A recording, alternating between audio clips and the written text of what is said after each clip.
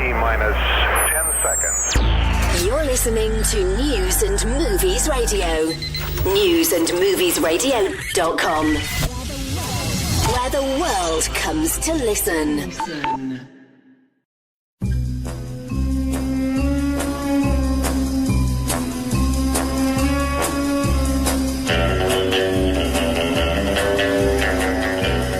News and Movies Radio, broadcasted live around the world. I'm your host, Andrew K. Rawls. Today we'll be talking with James Bond collector extraordinaire Thomas Nixdorf on his early days in the hobby and how he got started collecting Bond memorabilia. Stay tuned. You're listening to News and Movies Radio. newsandmoviesradio.com.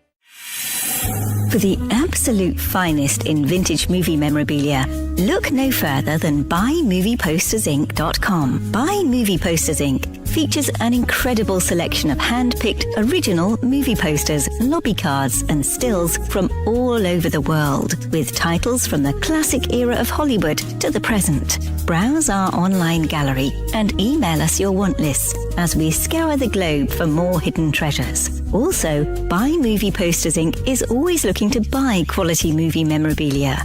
If you have movie material that you'd like to sell outright or consign, email us at buymovieposters@gmail.com. You won't be disappointed.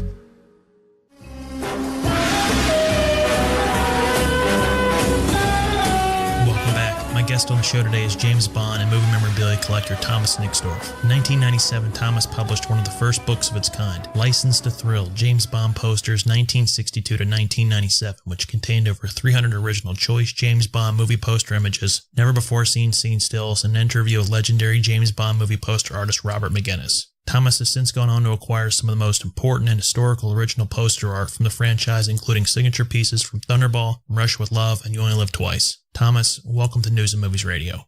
Hello, America. Hello, Andrew. Nice that you're having me. Yeah, I'm glad we were able to work this out since we're literally on opposite sides of the world. Yes, well, but it works perfectly fine. I'm not a computer buff and I'm not so advanced in technology, but, well, on the phone, I can do it with you.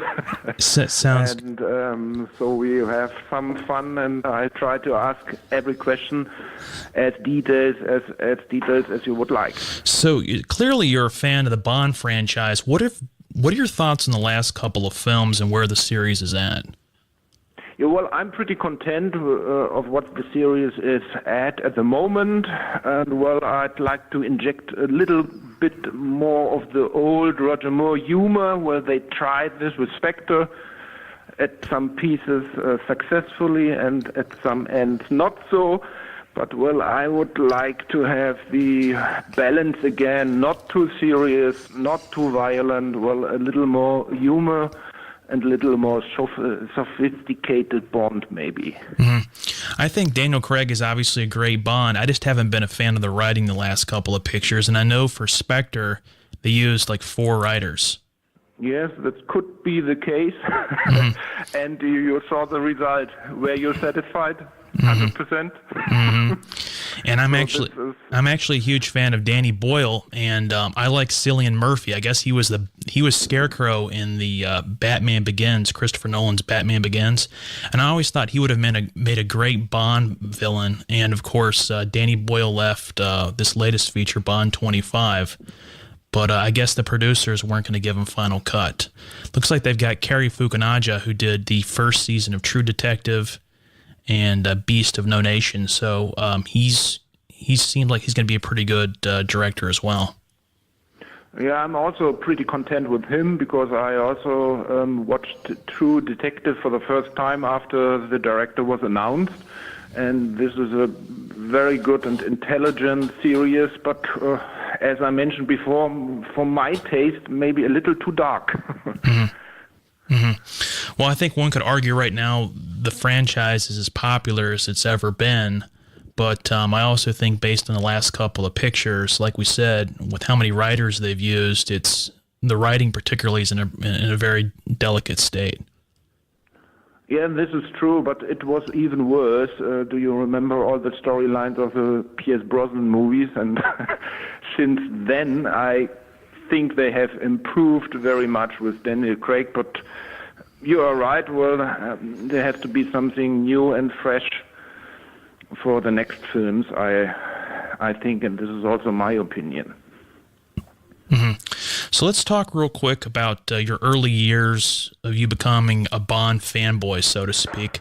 Growing up as a kid, do you remember the first picture you saw? Not really. Well, we went every Sunday, almost, or every second Sunday in a month, to some early Sunday screenings. And, well, the first movies I remember were some Japanese Godzilla ones and Bud Spencer and Terence Hill movies and some Walt Disney movies, I guess. But in terms of the first Bond picture, how old were you when you first saw it? Well, I was born 1965, and my first Bond movie was The Spy Who Loved Me, so I was 12. Yeah, great opening scene in The Spy Who Loved Me, probably my favorite from all the Bond films. And was that, seeing that picture with Roger Moore, was that kind of what started your lifelong fascination with the franchise? Yeah, definitely. And still, The Spy Who Loved Me remains my favorite Roger Moore Bond movie. So for a lot of people, for me, I know for Bond, it was Q. I remember vividly seeing From Russia with Love, and there was a scene where Q is in MI6 headquarters, and he's showing Sean Connery how to properly open a briefcase without all this tear gas exploding in his face. So suffice to say, I think a lot of fans of the franchise, particularly men, who work every day, day-to-day office jobs, they fantasize, in their youth about becoming a playboy like James Bond, escaping death, using all these latest gadgets, driving super high-end cars, and then getting the girl at the end. And I think a lot of people resonate with that. Yeah, certainly as a teenager and as a person under 20, I was also impressed with these aspects. And, well, we all wanted to be a little James Bond 003 and a half, at least. So you mentioned the first picture that you saw, the Bond film, was The Spy Who Loved Me. Do you remember the first poster or memorabilia you got from a Bond film? Yes, exactly. I remember this because this was the the teaser poster for Moonraker. Wow. Which I purchased in 1979 from the mother of a school friend who worked at a local cinema. And this was my very first James Bond movie poster, and I paid, when I remember correctly, 5 Deutschmarks for it. And decades later, this also was my first original painting from Dan Guzzi, which is the Moonraker advanced artwork. And I was very pleased to get this because I was in contact with the artist and he had everything in his storage as for the original paintings, and he asked me which one would you like to have first, and no question. I chose this one because this also was my very first movie poster I got. Oh, it's a beautiful painting, that's for sure. In terms of your favorite film in the franchise, I know that's probably a tough question for you. You mentioned that The Spy Who Loved Me is your favorite Roger Moore film. Is there a favorite overall? Yes, it was very easy to answer because it's Thunderball. Yeah, that's a lot of people's favorite, that's for sure. Certainly one of mine. Yeah, some people think it's too slow and too many underwater stuff, but not for me. Yeah, it's I love the settings, the locations, and, well, all the underwater stuff. And, of course, the brilliant ladies, Claudine Auger and Luciana Paluzzi.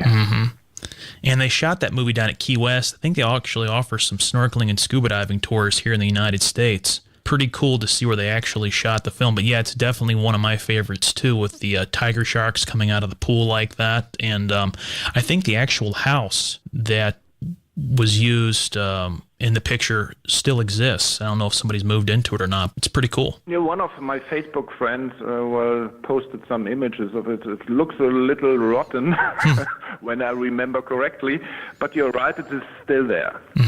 Well, I hate to label any performance better than the rest, but let's say most of us consider Sean Connery's performance as 007 to be the most memorable in the series. So I'll ask you this. Who do you think, in terms of Bond, was the most underrated? Well, the most underrated probably is, in my particular view, is George Lazenby, because he is by far not that bad that he was talked down or whatsoever. Well, I like him very much, and also Timothy Dalton, of course, but not for his acting performance, but for the actual movies, especially for the second one, which has increased in artistic value, let me put it like this, dramatically in a positive way. Mm-hmm. I think George Lazenby actually, I mean, Sean Connery's obviously my favorite, but George Lazenby's a close second. And On Her Majesty's Secret Service is my favorite Bond installment. And there was a Stephen Riley documentary that came out a few years ago called James Bond, Everything or Nothing, The Untold Story of James Bond. And I liked the way that, Lazenby had no acting experience whatsoever, but watched Dr. No as a fanboy, kind of like me and you, bought a suit and started living the life like James Bond while reaching out to producers. And while I thought that was great, I thought the action in that picture was just so realistic, and there was minimal choreography that was used. The ski scenes were just so realistic. Actually read where Lazenby was auditioning for that role, he was actually doing a fight scene and accidentally knocked the other person out. So yeah, well, this is almost a perfect movie in my view, and especially the editing is so much ahead of time. And I remember when I saw it as a re-release for the first time in the late 70s, and the editing for me was too fast, even as a teenager. So let's talk how you started collecting movie posters and this spawned into collecting original art. But first, a lot of collectors don't realize this, but posters foreign to the United States, such as the ones from the UK, which a lot of people, it's obviously the country of origin posters like the British quads, and the Italian posters, I think, have some of the best art. And I'm thinking of, particularly some of the even French posters from Dr. No and From Russia with Love. We've talked on the show before about how international poster artists were given more liberties in terms of using their own imaginations. Are there any other international style James Bond posters you're just really proud to own? Well, there are many. Well, you mentioned the Italian ones, and well, of course, there are some very nice two-sheet posters from Germany for Dr. No or From Russia with Love, and there's a fantastic Spanish one-sheet for Dr. No. And well, especially for the Connery era, there were so many different artworks around the world, so the world is not enough to collect all these. I always thought the Japanese B2 posters for the Bond films were particularly undervalued. They take this image or images from the film, this montage, and come up with this really unique artwork. The one for, again, On Her Majesty's Secret Service is probably one of my favorites. Yeah, well, it's also very different styles. You mean the two-panel from Japan, or the one where he is seen with a hat and the big gun? So do you also collect the lobby cards and original movie stills as well?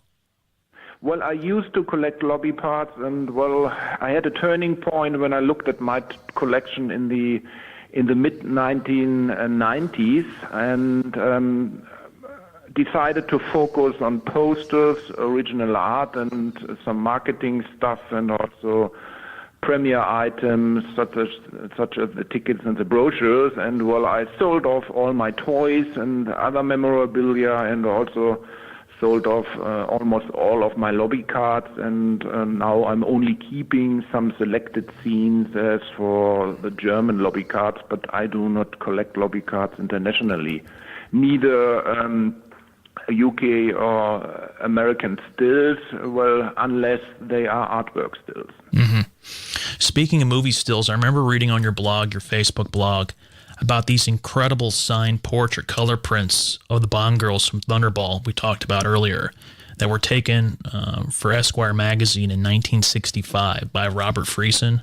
Those were unlike anything I've ever seen before. I mean, they were just absolutely magnificent. Yes, well, they're indeed very nice, and I was in contact with Robert. Well, he's in his late 90s now, and it might be that he has passed away in the meantime, because I have not heard from him for about 5 or 4 years, even though I sent him several emails about 1 year ago. And well, you're right, these images are fantastic, and he did all the shots of Claudine Auger and Luciana Paluzzi and some unknown Thunderball girls. also, but he did not shoot the cover of Esquire magazine. And he could not tell me which photographer it was, and we tried to find out, but unsuccessfully. Yeah, I know there was a yellow tie-in poster for You Only Live Twice. Did Friesen do any photography on that film as well?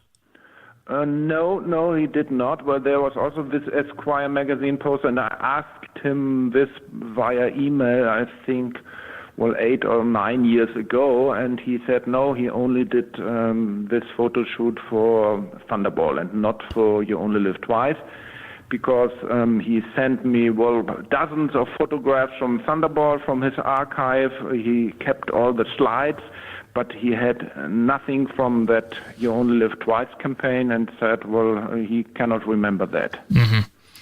So in terms of completion, you mentioned that you're no longer really, you have some select lobby cards, but you're no longer really focusing on lobby cards. It's original artwork, posters, and marketing materials. In terms of just Exactly. an original movie posters, where are you at in terms of completion? My aim is not to have any sizes from any country. So people collect differently than I do, maybe, because I try to get as many different artworks from around the world as for the posters. So if I have one sheet for Thunderball, I do not need to have the insert, the half sheet, the 6 sheet, the 3 sheet, and you go on, unless I get them reasonably priced, but this is a problem at the moment. But on the other hand, I'd like to have a Brazilian poster from the early Connery movies, which has not surfaced yet. Mm-hmm. So I'm after unique artworks for the poster, but I do not have everything from every country. Yeah, so to you, it's not about like completing runs of films for different sizes. It's about, having the best, in your opinion, poster from that country. So I know we had talked earlier about my favorite is the one you have the original art for, the Thunderball subway poster. That's my opinion, the best poster from the film. A lot of people think for Goldfinger, best poster is one of the quads. A lot of people think Dr. No, one of the best posters is the French poster. So this is very subjective, but for me personally, every painted poster beats photographic posters. So I'm not a real 100% fan of the Goldfinger posters, as nice as they are, but I certainly favor the McGuinness and McCarthy artworks that were done later for Thunderball or You Only Live Twice. And also you mentioned the Japanese poster. Well, they are nice, but if I can have a raw painted poster with painted artwork, I would favor this to a photographic poster. Mm-hmm. Yeah, I'm that way too. I also read that you collect posters from the German actress Marlene Dietrich as well, and some of her stuff goes for big money. Ones that come to mind are Morocco, Desire, and then I guess the big one she was in was... I used to collect her. Well, I had an overview of some very nice German posters, and my highlight certainly was the original release poster from The Blonde Venus, which is also a von Sternberg movie, and this is from 1932, I guess. But this was given away due to a divorce I had. Yeah, some of her stuff goes in. The big one, I guess, for her is the Shanghai Express from the 30s. So no more Marlene Dietrich for you. Kind of pushed all those to kind of just focus on James Bond posters and original art, right? Yes, exactly. Mm-hmm. And I think a lot of the younger generation, they think that cinema was invented in Hollywood here in the United States in California. But little do they know it was in Germany where you're at, in cities like Berlin, where UF is headquartered, where many of the great pre-war silent films and directors started their careers. F.W. Murnau, Fritz Lang, Robert Wine. A lot of these directors came to the United States decades after the First World War and founded Hollywood in the United States. It was actually Germany where movies were kind of invented. Yeah, you're exactly right. So German movies, especially in the 1920s, were very influential. And, as you mentioned, Fritz Lang, Metropolis, it's one of the masterpieces of all time. and the Blue Angel, of course, also, and Nosferatu, and, well, you can go on, or Faust. Well, there are several masterpieces, especially from the 1920s and early 1930s. So let's talk a little bit about your book that came out in 1997. I actually own a copy of it and have had a chance to look through it over the years. And in my opinion, License to Thrill, James Bond Posters, 1962 to 1997, is the most comprehensive book on the subject ever made. And I always thought if it was translated into different languages, like I thought it would sell really well here in the United States in English, and it would sell well in Asia and Japanese markets and in Russian. Pretty cool to have it translated in different languages. Yeah, well, you're 100% right, and well, I asked from time to time via social networks, well, please get us a publisher. And I'm more than happy to do a second volume or an update or whatsoever. But it is difficult as you are publishing things from a worldwide known franchise, and you have to keep in mind, well, will this be licensed or will it be not? And the first book, which you mentioned in 1997, well, this was fully licensed in Germany from the James Bond production company Eon. And this is a problem because Eon has a large archive as well, and as we all know, they published their own book.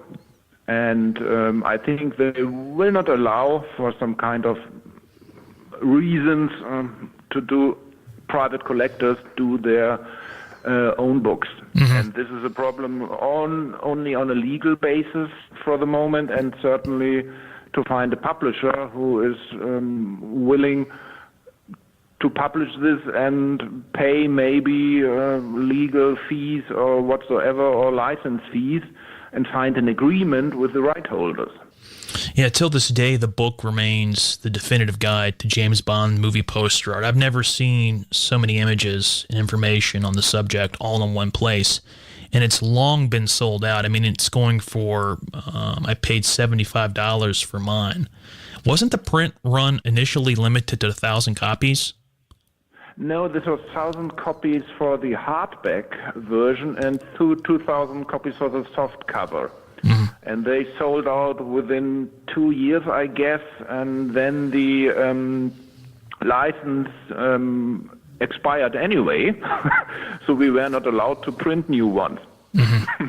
And this is a reason why it is so scarce and difficult to find. Mm-hmm. Mm-hmm. Yeah, I've got the softback edition. It's just a great book. I read another interview you did where you said it was a collaborative effort. What kind of work did you have to put into to getting this whole thing together?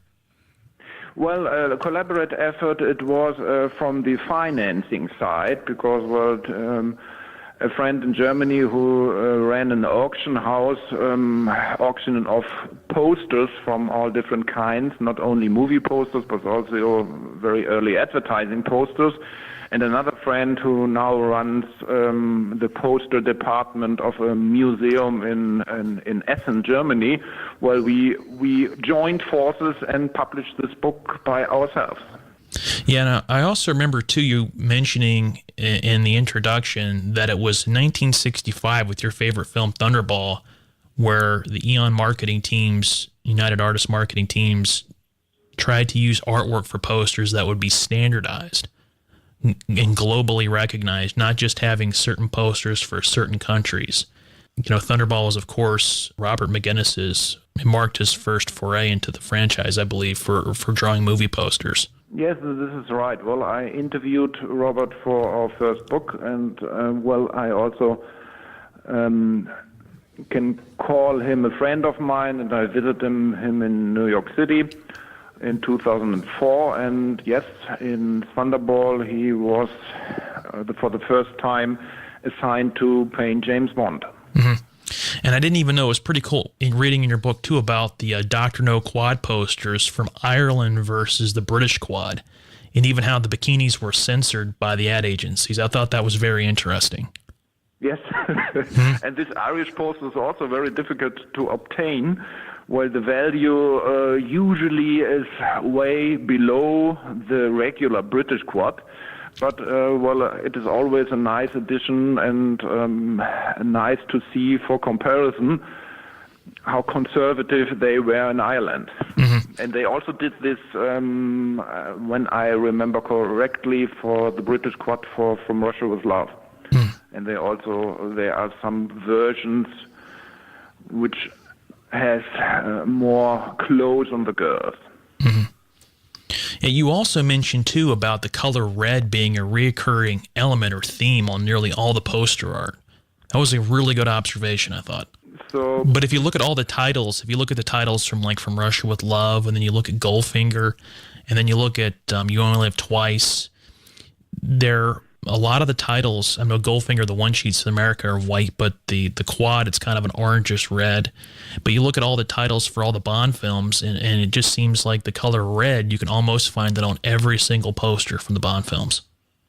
Yeah, but isn't this the case for other movie posters as well? I think, red is a signal color and which causes awareness in a way. But, I don't know why it was used so extensively. It got audience members' attention, too, especially back in the day when there wasn't advertising on television. People saw the posters, and those were designed to really get people into the movies. Yeah, sure. So towards the back of your book, you see these sketches of the bathhouse scene by Robert McGuinness for You Only Live Twice, and that particular art was used widely throughout the campaign. Is that art still owned by Bob? No, unfortunately not. Well, he sent me all these sketches in a regular envelope, not even tracked, and I could keep them for my collection, and I thanked Robert for that. And he does not have any original James Bond key art, but I know where the original painting for the bathtub scene is, but it is locked up in a private collection. Oh, very nice. Well, that's definitely an iconic piece of artwork from the film. It is, and it's pretty small. Oh, it is. It's a very, very small piece compared to other artworks. And, but as you stated, one of the signature pieces from the Connery area, of course. So in terms of Robert McGuinness poster art, for listeners out there who don't know who he is, he's arguably the most famous movie poster artist of all time. We've been talking about how he did Bond posters, but he also did the poster art for classic films such as Audrey Hepburn's Breakfast at Tiffany's. He did Barbarella. A lot of people remember him for his work on advertising and posters for films such as Thunderball, You Only Live Twice. He did Diamonds Are Forever, Live and Let Die, The Man with the Golden Gun, and many more. At 92 years of age, he's still alive, well, and kicking it, right? Yes, he is still painting for some paperback crime covers. And he is born in 1926, when I remember correctly, and he's over 90 now. You're right. And he's still painting. The funny little story maybe is I visited him in 2004 in New York City, and we went to the Society of Illustrators to have lunch, and there we met some illustrators, and he introduced me to some illustrators as well, one who worked for Disney and painted some images for Bambi. And after lunch we went to the Central Park, and along the Central Park there are many postcard booths and stands, and some of them had the poster image of Breakfast at Tiffany's on a postcard. And he went to the dealer and the seller and said, I painted these. And that person looked at him very astonished and could not understand. And then we walked to the Plaza Hotel, to the Oak Room, and had a drink at the bar where North by Northwest was shot, as you may remember. And it was a memorable day, I can tell you. Does he still own the original poster art for that film, Breakfast at Tiffany's? No. He doesn't? I think, dozens of people have asked him. This is somehow the tragedy of his life, that from all his iconic movie poster paintings, he owns nothing. I think the only piece still in his hands is the very nice painting from Arabesque with Gregory Peck and Sophia Loren. And everything else gone with the wind. Yeah, so I read he was pretty good friends with Mitchell Hooks, who of course drew the posters for the first film in the Bond franchise, Dr. No. When you were talking with him, did he explain how exactly he got the drawing for Eon, headquartered almost 4,000 miles away, since he was in the Midwestern United States? Yeah, well, Bob McGuinness, along with Frank McCarthy and Bob Peake and also Mitchell Hooks, they all worked on the East Coast, and they all were commissioned by Don Smolin Associates, and he had an advertising agency, and then later he was the art director of United Artists. And he recommended all these guys to United Artists and then respectively to Eon, and this is how they got the job. Interesting story for sure. Now, a lot of listeners out there are definitely going to want us to jump in real quick and talk about the original art in your collection, which, by the way, most museums will drool over. So to get things started, you've already talked a little bit about the Thunderball subway style poster art, which is my favorite from the Thunderball movie that was used in the New York campaign. And it has the same artwork as the American 3-sheet, the top portion of the American 3-sheet. Frank McCarthy handled the upper two panels, the jetpack, and the underwater, while McGuinness drew the bottom part with Connery and the Bond girls, correct? Yes, that's correct. Okay. And what's the story on kind of how you acquired that one? Well, actually, the two Frank McCarthy artworks were at auction, at a very, very little auction house nobody was aware of. And with a friend of mine, I joined forces, and as hard as it sounds, I had to decide which one I would like to have, either the jetpack style or the underwater battle style. And it was a tough decision because both are iconic. But after looking at the highlights of my collection, I said, well, I have so many artworks having Bond in a tuxedo and crossed arms and the gun. And I said, well, Thunderball is my favorite movie. Why is it my favorite movie? And I said, well, I love all the underwater stuff. And then you have the answer to the question, and I chose the underwater style. Mm-hmm. And you mentioned, too, the original artwork for both the Advanced Style A and the theatrical release posters in Roger Moore's 1979 film Moonraker. You own that one as well, too. I think you'd mentioned in another interview that, and even earlier, that this was one of the first Bond films you remember seeing. Yeah, and this was one of the first Bond artworks as well. Well, I was in close contact with the artist for several years, Dan Guzzi, who used to live on the West Coast near Los Angeles. And, well, the advanced style for Moonraker was the very first one I purchased from him, and then I also purchased several other pieces from Octopussy and The View to a Kill. For example, the View to a Kill style, also the teaser poster where Roger Moore and Grace Jones are back to back. And I also own the key art from Moonraker. Mm-hmm. Yeah, the Advanced Style A from Moonraker is my favorite Roger Moore art from the Bond series. And that's saying a lot because I always liked how Robert McGuinness drew the poster art of Moore in Live and Let Die. Yes, well, this is also one of my favorites, the Live and Let Die artwork and the Tom Young artwork from The Man with the Golden Gun. I love very much with the head of Christopher Lee in the background and the 1970s atmosphere as for the bikinis of Maud Adams and Britt Eklund, and also the white trousers from Roger Moore. And I particularly like this style, but I asked Tom Young several years ago also, well, if he knows where the original is, but it is also gone, unfortunately. And the original poster art from Russia with Love, so you own the original artworks for the Italian reissue and the Spanish artwork as well, right?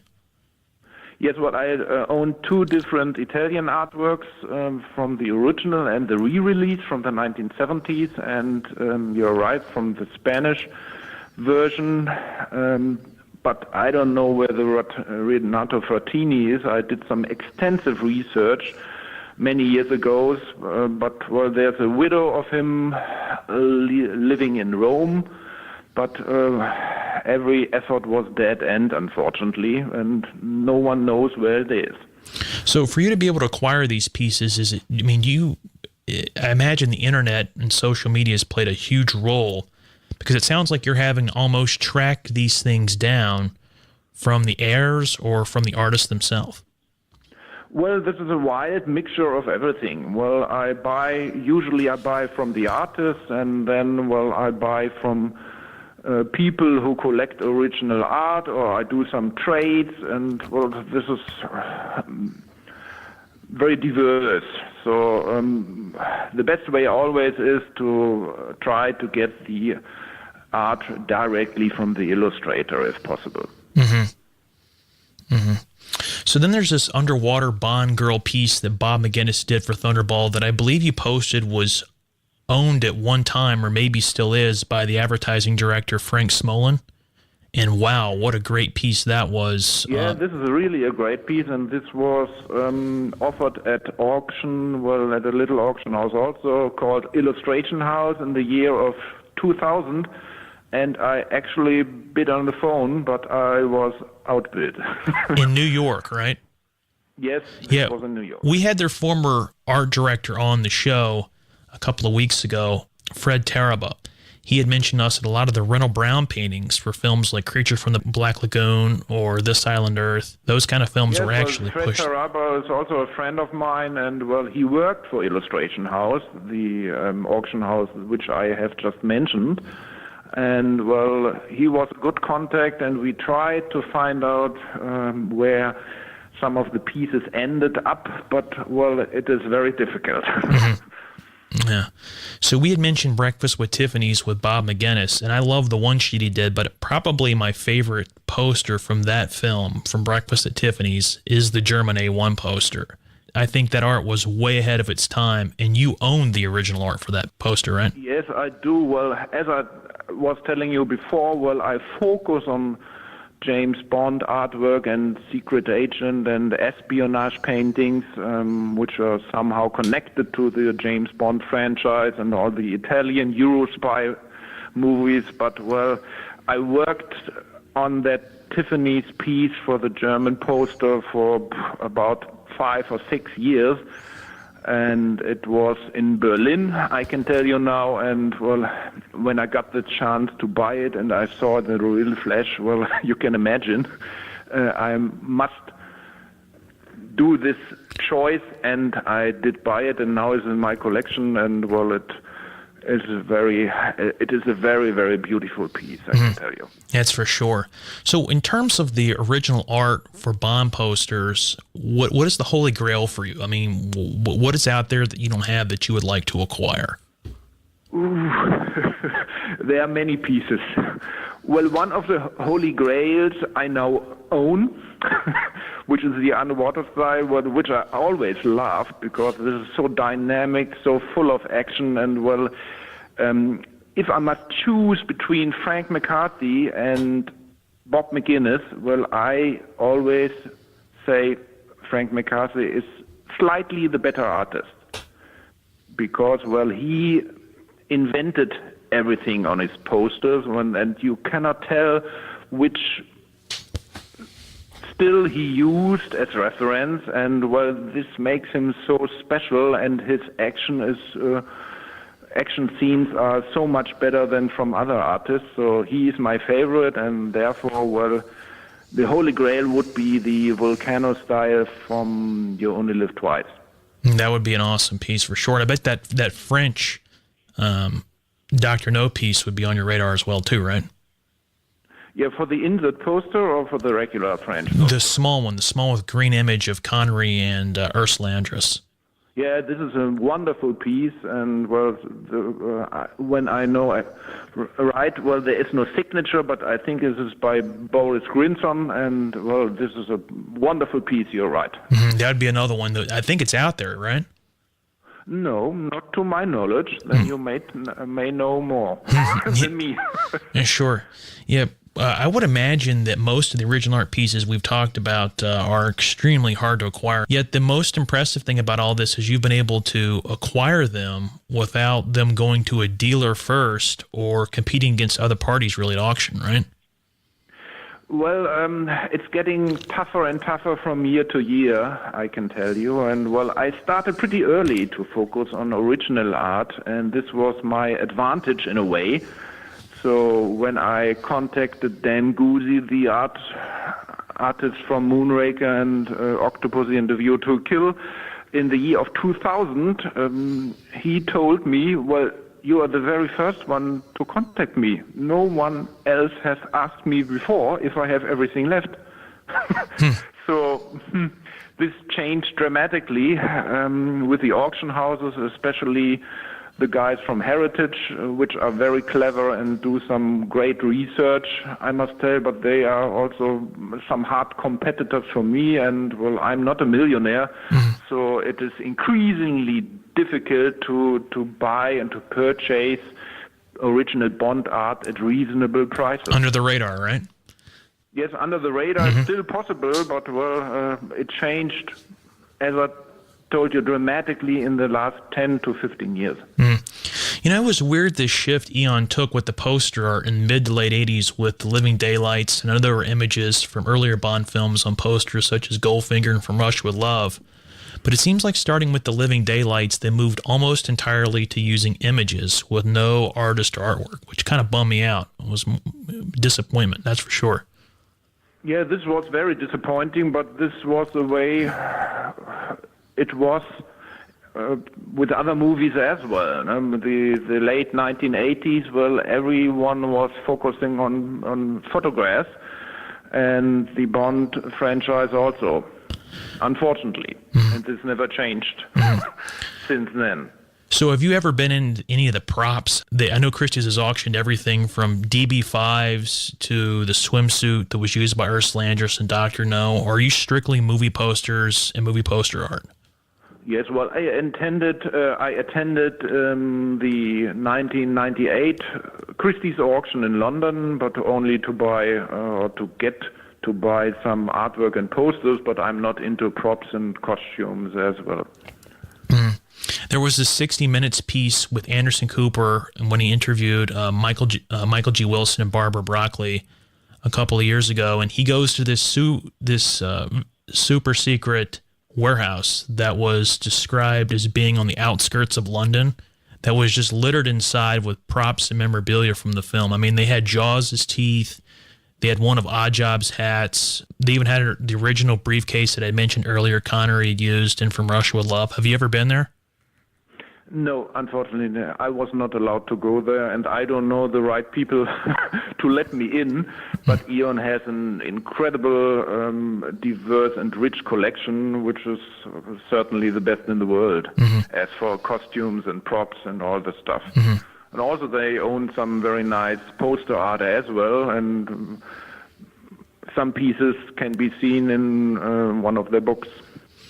Yeah, that's for sure. Well, you've graciously posted a lot of your material on Facebook for fans to view. You can search Facebook using the keywords Nixdorf collection, and you will see James Bond memorabilia and Thomas has in his collection. So, yeah, well, I decided to go public in a way, with all the risks and dangers maybe on one side. But I said, well, if nobody knows you, nobody can offer you any stuff. And I can tell you, well, over the years, many people contacted me and said, well, you're the guy with the artwork, you are the guy with the extraordinary posters, I have this and I have that, or I know somebody who has this and that, and so people do offer me stuff, and this was the reason to share my images on Facebook publicly. Yeah, it's pretty remarkable to see all that in one place. But I appreciate your time today. That's going to wrap it up for today's show here on News and Movies Radio. You can check out all of our latest interviews and movie reviews by subscribing through email at newsandmoviesradio.com or by clicking the subscribe button on our News and Movies Radio Podomatic, YouTube, or Apple iTunes Store pages. We're 100% listener-funded radio. If you enjoyed today's show, please consider making a donation through the Patreon page at patreon.com/News and Movies Radio. We'll be back in the coming weeks with more interviews, stories from pop culture dealers, collectors, and enthusiasts alike. Thanks so much again, Thomas, for your time and being on the show today.